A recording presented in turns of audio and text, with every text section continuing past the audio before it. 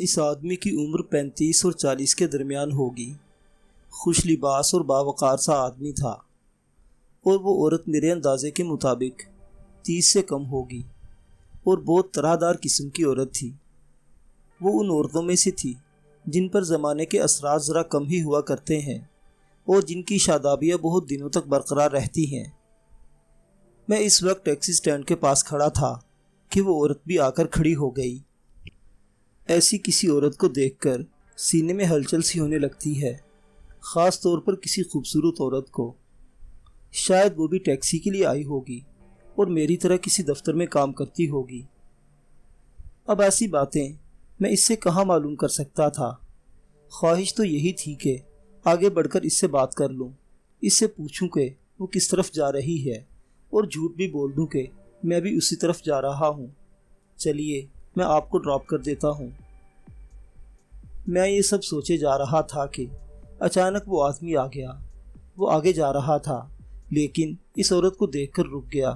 اس کی آنکھوں میں چمک سی پیدا ہو گئی اور وہ اس عورت سے چند قدم پیچھے ہٹ کر کھڑا ہو گیا۔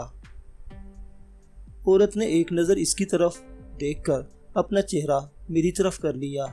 اتنے میں ایک ٹیکسی آئی۔ اس آدمی نے ٹیکسی والے سے کچھ بات کی، پھر اچانک اس عورت کے پاس آیا۔ محترمہ، آپ کس طرف جا رہی ہیں؟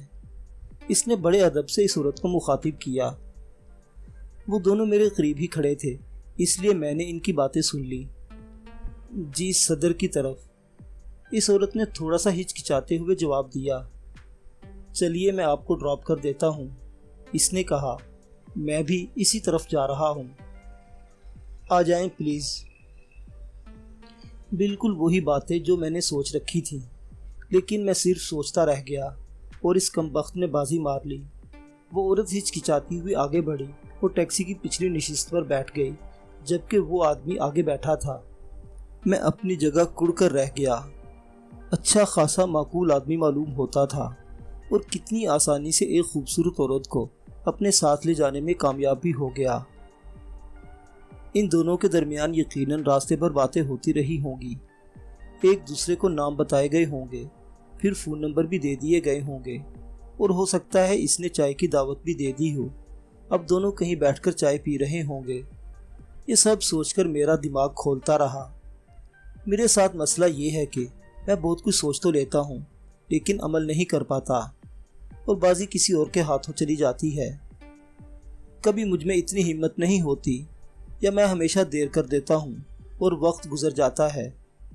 بہرحال اس وقت میں بہت غصے میں تھا، کیونکہ مجھ سے کچھ بھی نہیں ہو سکا تھا۔ کئی دن بعد وہ آدمی پھر مجھے دکھائی دیا۔ ان دونوں کی صورتیں تو میرے ذہن پر نقش ہو گئی تھی، میں کیسے بھول سکتا تھا۔ وہ آدمی ایک مہنگے ریستوران کے سامنے کھڑا تھا۔ اس کے ہاتھ میں گلاب کا ایک خوبصورت پھول بھی تھا۔ اس کے انداز سے یہی ظاہر ہو رہا تھا کہ وہ کسی کے انتظار میں ہے۔ میرے سامنے سے گزر رہا تھا، اسے دیکھ کر میں آڑ میں ہو گیا۔ یہ آدمی شاید اسی عورت کا انتظار کر رہا ہوگا۔ میرا اندازہ بالکل درست نکلا۔ ایک ٹیکسی آ کر رکی، اور اس میں سے وہی عورت مسکراتی ہوئی باہر آ گئی۔ اس دن اس نے بہت خوبصورت ڈریسنگ کر رکھی تھی۔ ہلکے میک اپ اور خوبصورت لباس نے اس کی طرح داری اور دلکشی میں اضافہ کر دیا تھا۔ مرد اسے دیکھ کر تیزی سے اس کے پاس آ گیا۔ اس نے وہ پھول ایک ادا سے اس کی طرف بڑھا دیا۔ عورت نے پھول لے لیا، پھر وہ دونوں ہنستے مسکراتے ہوئے ریستوران کے اندر چلے گئے، اور میں وہیں اپنی جگہ کھڑا رہ گیا۔ اس وقت مجھے اس آدمی پر بے پناہ غصہ آ رہا تھا۔ کم بخت اچھا خاصا باوقار سا آدمی ہے، اور اس قسم کی چھچوری حرکتیں کر رہا ہے، یا شاید میرا احساس محرومی بول رہا تھا۔ میرا دل چاہا کہ میں بھی ریستوران میں داخل ہو کر ان کی باتیں سنوں، لیکن پھر خیال آیا کہ یہ کوئی اچھی بات نہیں ہوگی۔ ممکن ہے کہ دونوں مجھے شناخت کر لیں۔ کئی دن گزر گئے۔ ایک دن وہ پھر اپنے علاقے کی مارکیٹ میں دکھائی دیا۔ ایک چھوٹا سا بچہ تقریباً 4-5 برس کا اس کے ساتھ تھا، یعنی وہ شادی شدہ تھا، اور ایک بچہ بھی تھا، یا ہو سکتا ہے اور بھی ہوں۔ وہ شادی شدہ ہو کر ایک عورت سے عشق لڑا رہا تھا۔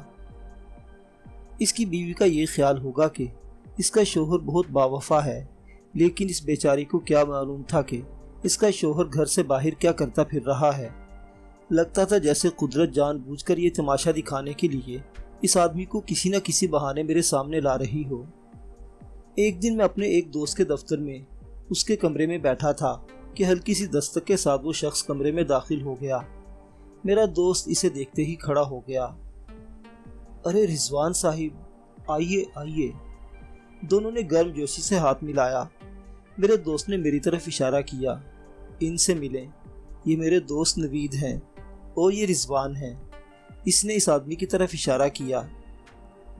جی ہاں، میں ان سے مل چکا ہوں، میں نے رضوان کو دیکھتے ہوئے کہا۔ اوہو، اس کا مطلب یہ ہوا کہ آپ دونوں ایک دوسرے کو جانتے ہیں۔ جانتے نہیں ہیں، صرف دیکھا ہوا ہے، میں نے کہا۔ یہ ایک بار ٹیکسی سٹینڈ پر دکھائی دیے تھے، دوسری بار ریستوران کے سامنے، پھر ایک مارکیٹ میں بھی ان سے مدبھیڑ ہو چکی ہے۔ ایک لمحے کے لیے رضوان کے چہرے کے تاثرات کچھ بدل سے گئے، پھر اس نے ہنستے ہوئے کہا، ایسا لگتا ہے جیسے آپ نے شاید میرا باقاعدہ تعاقب شروع کر دیا ہے۔ ایسا ہی سمجھ لیں۔ چائے آ گئی، پھر چائے کے دوران ادھر ادھر کی باتیں ہونے لگی اور اندازہ ہوا کہ وہ خاصا پڑھا لکھا آدمی ہے۔ خاص طور پر ادب اور فلسفے پر اس کی بہت گہری نظر ہے۔ میں اس کی باتیں سن سن کر دل ہی دل میں ہنستا رہا۔ انسان کے کتنے روپ ہوتے ہیں، ایک طرف تو یہ روح کی پاکیزگی پر لیکچر دے رہا ہے، تو دوسری طرف یہ حال ہے کہ ایک غیر عورت سے دوستی بھی کرتا پھر رہا ہے۔ رضوان کچھ دیر بیٹھ کر چلا گیا۔ ہاں بھائی، کیسا لگا میرا دوست؟ میرے دوست نے پوچھا۔ پڑھا لکھا آدمی ہے لیکن اندر سے کھوکھلا ہے، میں نے کہا۔ وہ کس طرح؟ تم یہ بتاؤ، اس کے گھر کے حالات کیسے ہیں؟ میں نے پوچھا۔ بہت اچھے ہیں، میرے دوست نے بتایا۔ میں 2-3 دفعہ اس کے گھر جا چکا ہوں۔ جہاں تم رہتے ہو اس سے کچھ فاصلے پر اس کا اپنا خوبصورت سا گھر ہے، اور اس کی بیوی بچے، بہت خوبصورت بیوی ہے، ایک بچہ ہے، یعنی وہ سب کچھ ہے جو ایک مطمئن زندگی کی ضمانت ہوا کرتا ہے۔ لیکن تم کیوں پوچھ رہے ہو؟ تمہیں اس سے کیا دلچسپی ہو گئی؟ یہ موصوف عشق لڑاتے پھر رہے ہیں، میں نے بتایا۔ ارے نہیں، رضوان ایسا آدمی نہیں ہے، میرے دوست نے کہا۔ میں اسے اچھی طرح جانتا ہوں، تم سے زیادہ میں نے جان لیا ہے بھائی۔ کبھی میں تمہیں فون کر کے بلاؤں گا۔ کہاں بلاؤ گے؟ جہاں یہ دونوں بیٹھے ہوں گے۔ ایک بات تو بتاؤ، آخر تم اس کے پیچھے کیوں پڑ گئے ہو؟ میرے دوست نے پوچھا۔ فرض کرو رضوان کسی لڑکی سے ملتا بھی ہے، دونوں ایک ساتھ سیر کرتے ہیں، تو تمہیں کیا مسئلہ ہے؟ یار سچ یہ ہے کہ وہ عورت مجھے پسند آ گئی ہے۔ میں نے ایک گہری سانس لی۔ تم اسے میری جھلاہٹ کہہ لو یا کچھ بھی سمجھ لو، میں جب ان دونوں کو ایک ساتھ دیکھتا ہوں تو غصہ آنے لگتا ہے۔ میرا دوست میری اس بات پر بہت دیر تک ہنستا رہا۔ اس کا یہی خیال تھا کہ مجھے یا تو غلط فہمی ہوئی ہے یا کوئی اور بات ہے، کیونکہ وہ رضوان پر شک کرنے کے لیے تیار ہی نہیں تھا۔ کئی دن بعد مجھے اپنی بات ثابت کرنے کا موقع مل ہی گیا۔ رضوان اسی خوبصورت عورت کے ساتھ ریسٹورنٹ میں موجود تھا۔ دونوں بہت ہنس ہنس کر بات کر رہے تھے، یعنی اب معاملہ بہت آگے جا چکا تھا۔ رضوان نے مجھے نہیں دیکھا تھا۔ میں نے اسی وقت اپنے دوست کو فون کر دیا۔ اگر اپنے دوست کی اصلیت جاننا چاہتے ہو تو فوراً بلوم سٹار آ جاؤ، میں نے بتایا۔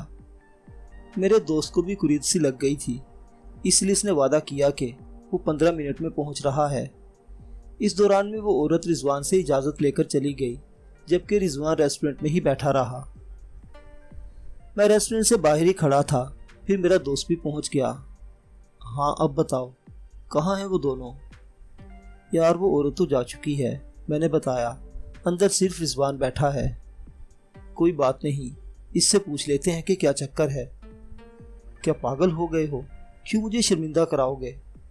کچھ بھی نہیں ہوگا، وہ ایسا آدمی نہیں ہے، میرے دوست نے کہا، بلکہ وہ خود بھی انجوائے کرے گا۔ میں منع کرتا رہا، لیکن میرا دوست مجھے کھینچ کر رضوان کے پاس لے آیا تھا۔ رضوان ہم دونوں سے بہت گرمجوشی سے ملا۔ یار میں تو تمہاری محبوبہ کو دیکھنے آیا تھا، میرے دوست نے کہا۔ میری محبوبہ؟ رضوان نے حیرت ظاہر کی۔ میرے دوست نے نہایت مفصل انداز میں پھر میرے حوالے سے وہ سب کچھ کہہ دیا جو میں نے اسے بتایا تھا۔ اس وقت مجھے خاصی شرمندگی ہو رہی تھی، جبکہ رضوان سنجیدہ تھا۔ اس نے میری طرف دیکھتے ہوئے کہا، آپ نے بالکل ٹھیک سمجھا ہے بھائی، میں واقعی ایک عورت سے محبت کرنے لگا ہوں، اور اس جذبے پر کوئی اختیار بھی نہیں ہوتا۔ حد ہو گئی، میرا دوست غصے سے بولا، یار اتنی اچھی بھابھی کے ہوتے ہوئے بھی تم ایسی حرکت کر رہے ہو۔ تم اسے میری مجبوری بھی سمجھ سکتے ہو۔ یہ کیسی مجبوری ہے؟ تم دونوں میرے ساتھ گھر چلو، میں تمہیں تفصیل سے بتاؤں گا کہ یہ کیسی مجبوری ہے۔ اب پتہ نہیں اس کے گھر جانا مناسب تھا یا نہیں، بہرحال تجسس اتنا تھا کہ میں اور میرا دوست دونوں رضوان کے گھر پہنچ گئے۔ یہ گھر میرے ہی علاقے میں تھا، انتہائی خوبصورتی اور سلیقے سے سجا ہوا گھر۔